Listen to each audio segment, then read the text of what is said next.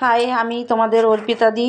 তো দেখো, আমি স্কুল থেকে চলে এসেছি, তো শাড়িটা ভাঁজ করে রেখে দিলাম। তো এবার কাজ শুরু করব। দেখো এবার কি বলবো, মানে কাজের তো শেষ নেই মেয়েদের। তো এই দেখো দেখো আলু আলু নিয়েছি। আজকে রান্না করব ডিমের ঝোল, আর একটা 5 রকম সবজি দিয়ে একটা তরকারি বানাবো। তো আলুগুলো বের করে নিচ্ছি। পেঁয়াজ পেঁয়াজ লঙ্কা ভাত হয়ে গেছে। আর এখানে চাপিয়েছি ডিম। তো ডিম আলু সেদ্ধ করতে বসে দিয়েছি। তো দেখি ঢাকনা খুলে সেদ্ধ হয়েছে কিনা। তো দেখলাম সেদ্ধ হয়নি, একটু নেড়ে দিলাম। নেড়ে দেওয়ার পরে এবার আমি একটু ঢাকা দিয়ে দেব। তো আর একটু সেদ্ধ হোক, তো ততক্ষণ অন্য একটু কাজ করে নিই। চলো, তো ডিমটা ঢাকা দিয়ে দিলাম। দিয়ে এবার আমি বাইরের কিছু গোছানো গোছানো করে নিই। তো দেখো, মেঝেতে কত জল ঢেলে রেখেছে, তো মুছতে হবে। তো তার আগে আমি কিছু জামা কাপড় মেলা আছে, ওগুলো গুছাবো। এই যে বোতলগুলো সব খালি হয়ে আছে, মেয়েকে জল পুড়তে বলেছিলাম, পুড়ে নিই। তো এগুলো আমি পুড়বো, কিন্তু তার আগে আমি জামা কাপড় মেলা আছে কালকে, ওগুলো সব গোছাবো। দেখো উল্টো করে রাখা হয়ে যাচ্ছে। হ্যাঁ, তো এই দেখো জামা কাপড়গুলো এখন তুলবো। তুলে ওদিকে ডিমটা সেদ্ধ হচ্ছে, আর এদিকে আমি কিছু জামা কাপড়গুলো তুলে গুছিয়ে রাখি, মানে ঘরে রেখে দিই, পরে গোছাবো। তো কী বলো তো, দেখতে পাচ্ছ পর্দা দেওয়া, পর্দার পেছনেই আমার পার্লার আছে, আমি পার্লারে কাজ করি, তোমরা সকলেই জানো নিশ্চয়ই। তো তোমাদেরও একটু দেখাই, চলো ভেতরটা দেখাবো। তো জামা কাপড়গুলো তোলা হয়ে গেল। এবার এবার ভেতরে একটা গেঞ্জি রাখা আছে, সেটা কালকে রেখেছিলাম, তোলা হয়নি, তো সেটাই তুলতে যাব। তুলে নিয়ে ঘরে রাখবো, মানে এখন তো ভাঁজ করার সময় নেই, পরে ভাঁজ করব। এখন ওদিকে রান্না হচ্ছে, ডিমটা সেদ্ধ হয়ে গেলে আবার নামাবো। নামিয়ে দেখো বাসন পড়ে আছে, সকালে মাজা হয়নি, খুব তাড়াহুড়োতে চলে গেছি, উঠতে দেরি হয়ে গেছিলো। তো ঘরের ভেতরে দেখো মেয়ে সব বিছানার পরে দেখো জামা কাপড় ছিটিয়ে রেখেছে। তো এখন তো গোছানোর টাইম নেই, পরে গোছাবো। তো দেখো কিভাবে ছিটিয়ে রেখেছে ব্ল্যাঙ্কেট ট্ল্যাঙ্কেট, মানে খাটটাকে পুরো একদম জামা কাপড়ে লোড করে ফেলেছে, ভর্তি করে ফেলেছে একদম। তো এদিকে আবার চলে আসলাম।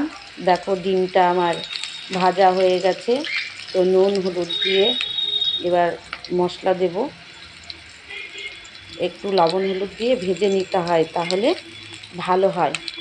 তো আমি একটু হালকা করে ভেজে নেব ডিম আলুটাকে। দেখো ডিম আলুটাকে আমি একটু ভাজা করে নিলাম। তো ভাজা হয়ে গেলে একটু মশলাটা আছে পেস্ট করে রেখেছি, সেই দেখো টমেটো একটু দিলে টেস্টি হয়, খেতে ভালো লাগে। তো টমেটোটা দিয়েও একটু নাড়ানাড়ি করে নিলাম। নাড়ানাড়ি করার পরে এবার মশলাটা যেটা পেস্ট করে রেখেছি সেটা দিয়ে দেব।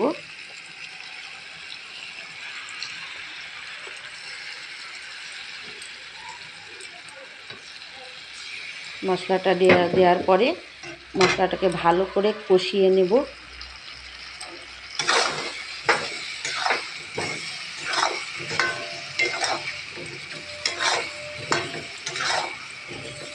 ডিম মানে ডিম একদম মাংসের মতো লাগবে। তো তার সিক্রেটটা হলো ডিমটাকে ভালো করে কষিয়ে নিতে হবে, সুন্দর করে কষিয়ে নিতে হবে। দেখো আমার কত সুন্দর লাগছে। আমি ডিম কারি করবো, তো বেশি ঝোল করবো না, গামাখা গামাখা করবো। তো আমার মেয়ে ওটাই বেশি ভালোবাসে, ঝোল খেতে চায় না। তো দেখো রান্না হয়ে গেছে কমপ্লিট, সেই শুক্তোনি তরকারিটা আর ডিমের কারি। তো এটাই আজকে আমাদের মেনু ছিল।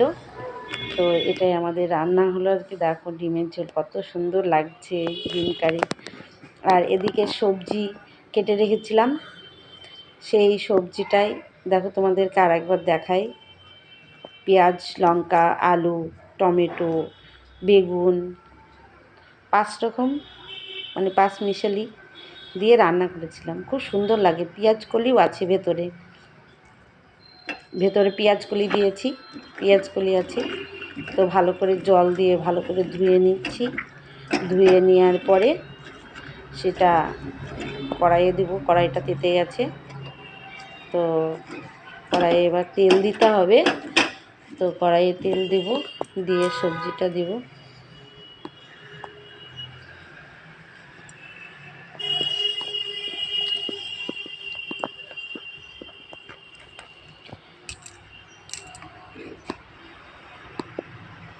কিছুটা তেল দিয়ে দিলাম।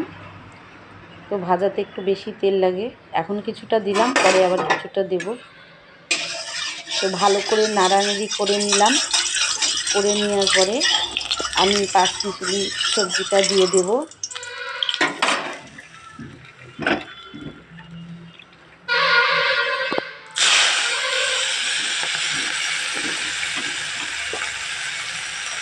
সবজিটা দেওয়ার পরে দেখো কত সুন্দর, মানে খেতেও খুব সুন্দর লাগে। 5 মিশালি সবজি যে কোনো খাবারের সাথেই ভালো লাগে। তো আমার তো খুবই ভালো লাগে। জানি না আর কার ভালো লাগে, আমার মেয়েও ভালোবাসে। তো আজকে ইচ্ছে হলো যে অনেক দিন পরে এই 5 মিশালিতে খাবো। তো দেখো লবণ দিয়ে দিলাম, লবণ হলুদ দিয়ে দেবো।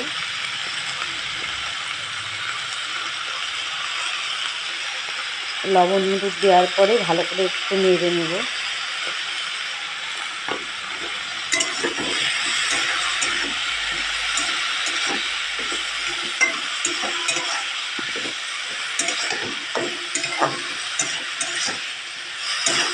নেড়ে একটু ঢাকা দিয়ে দেবো।